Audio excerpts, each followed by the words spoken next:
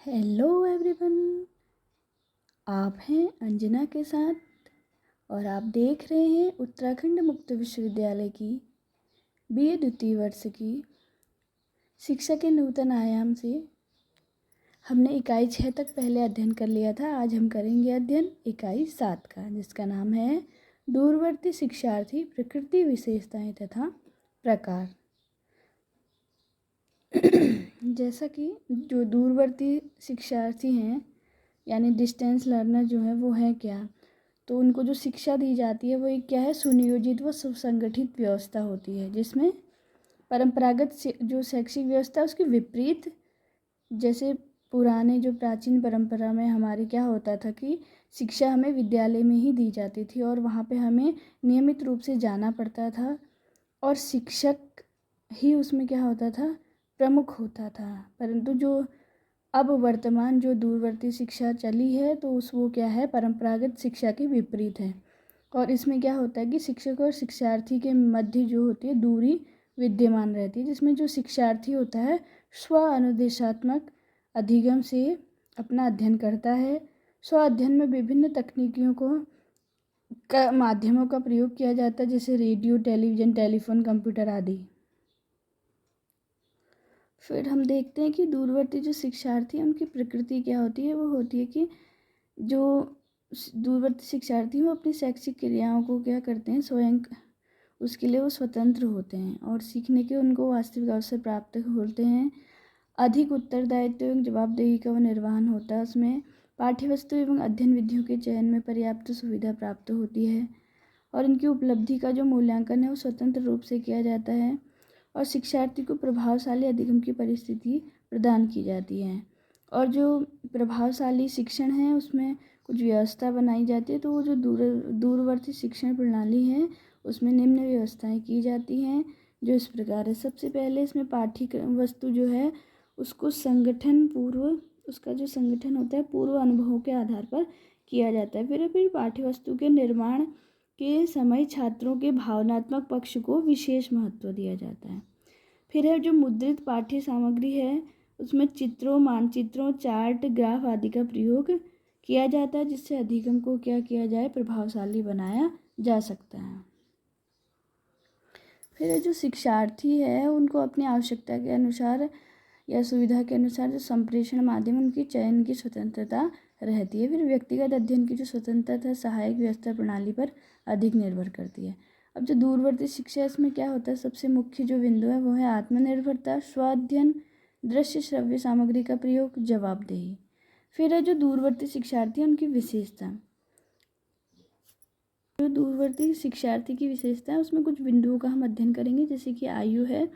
उसमें जो शिक्षार्थी है उसकी आयु का ऐसा कुछ सीमा नहीं है। उसमें 18 से 80 वर्ष तक का कोई भी अध्ययन कर सकता है। फिर इसमें दूसरा टॉपिक है लिंग।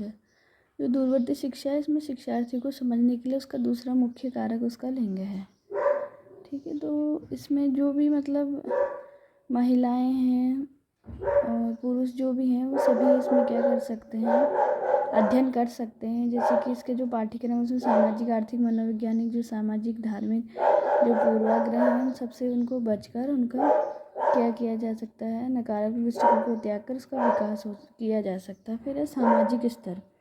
जो शिक्षा का जो सार्वजनिक व लोकतांत्रिक वैज्ञानिक अभिवृत्ति के निर्माण पंथ निरपेक्षता है, तो ये जो क्षमता आदि का विकास जो है जाती, तो इन सब चीज़ों से क्या होगा कि सामाजिक स्तरीकरण का जो ये चीज़ें हैं, ये जो भी हैं, ये सब इसमें अवरोध पैदा करती हैं। पर हमें क्या करना है कि समाज का ऐसा स्तर बनाया जाए जिससे सभी का जो मतलब सब में असमानताएं हैं उनको दूर कर कर सबको समान रखा जाए और सभी को पढ़ने का अवसर मिले। फिर है आर्थिक स्तर। आर्थिक स्तर में भी अलग अलग हैं कि कुछ धनी हैं, कुछ निर्धन वर्ग हैं। तो इसमें क्या है कि दूरवर्ती जो शिक्षार्थी इसको आवश्यक रूप से सभी के लिए प्रदान किया जा सकता है। और इसमें क्या होता है कि छात्रवृत्ति का प्रबंध किया जाना चाहिए, आवश्यक है जो।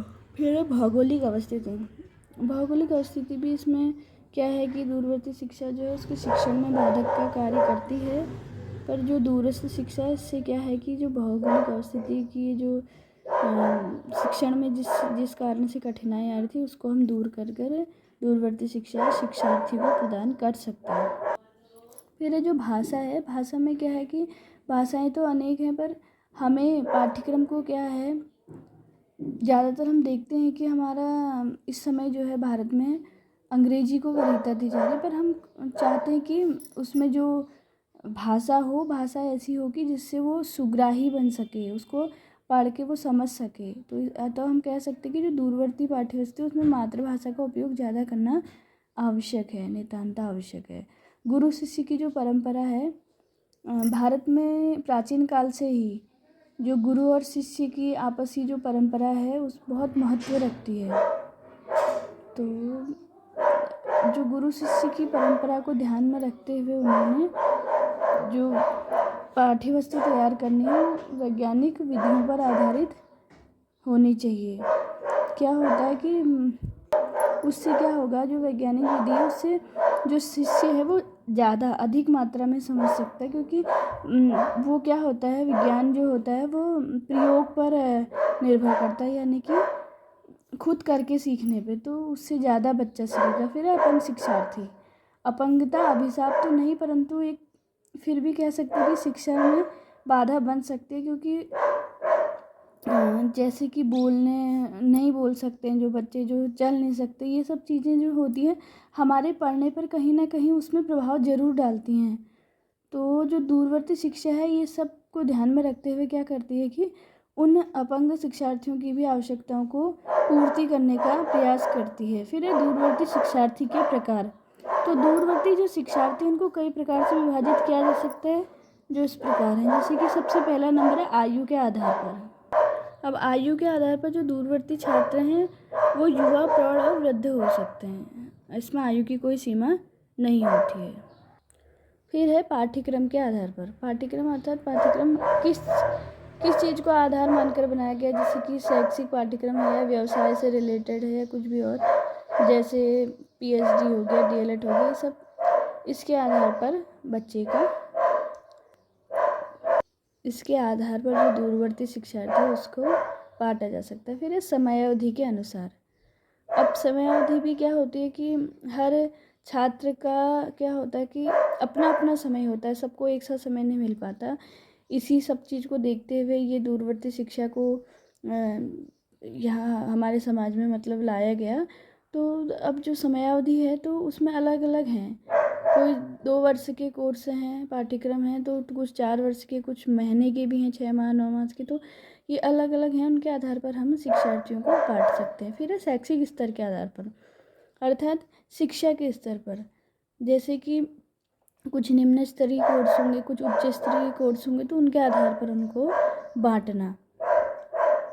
तो जो अधिगम सामग्री है वो उच्च स्तर निम्न स्तर की होती है, लेकिन जो कम शिक्षित जो अध्येता है उनकी सामग्री का स्तर जो होता है निम्न ही होता है। फिर है भौगोलिक अवस्थिति के आधार पर, अर्थात जो हमारा भारत है वो उसका जो भौगोलिक विस्तार है वो बहुत ज़्यादा है, विशाल है इसका क्षेत्र। तो फिर अब जो भौगोलिक अवस्थिति है उसमें क्या होता है, सबसे पहले जैसे कि हमारे इस भारत के अंतर्गत क्या है, अपनी अपनी जैसे क्षेत्र की परंपराएं हैं, उपज है, खाने पीने की व्यवस्था, ये सब तो अलग अलग चीज़ें हैं, तो उनके अनुसार उसको वितरित किया जा सकता है। जैसे कि जो भौगोलिक अवस्थिति उसका प्रयुक्त जो है भाषा से भी गहरा संबंध है, क्योंकि भाषा जो है भौगोलिक आधार पर परिवर्तित होती है तथा प्रत्येक भाषा की जो होती है आंचलिक बोली होती है। और ये सब चीज़ को ध्यान में रखकर ये होता है कि जो आंचलिक बोली होती है उसमें अधिक सरलतापूर्वक बच्चा सीख सकता है। फिर लिंग के आधार पर, जो दूरवर्ती शिक्षार्थी उसको लिंग के आधार पर भी हम वर्गीकृत कर सकते हैं।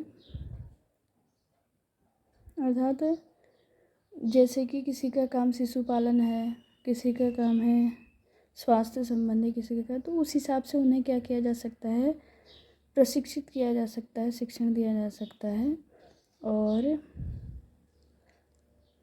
उनको उनके जो वैज्ञानिक तथा प्रभावी सरल, उनको क्या है वैज्ञानिक तथा प्रभावी जो और सरल विधियों के द्वारा उनको उचित प्रयासों और आवश्यकता के आधार पर उन्हें शिक्षित किया जा सकता है। फिर है आर्थिक आधार पर, अर्थात जो अब जैसे आर्थिक स्तर है दो प्रकार के 3 आर्थिक स्तर होते हैं, जैसे उच्च, मध्यम और निम्न।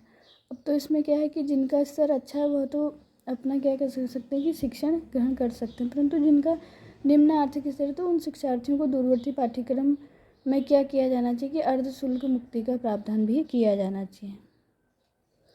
इसी के साथ हम वीडियो यहीं पर समाप्त करते हैं। फिर मिलेंगे आपके साथ। आशा और उम्मीद करते हैं कि आप हमारे इस चैनल को सहयोग करेंगे और यह आपके लिए सहयोगी कारगर होगी। फिर मिलते हैं, तब तक के लिए आप स्वस्थ रहिए और अपना अध्ययन जारी करते रहिए। ठीक है, नमस्कार।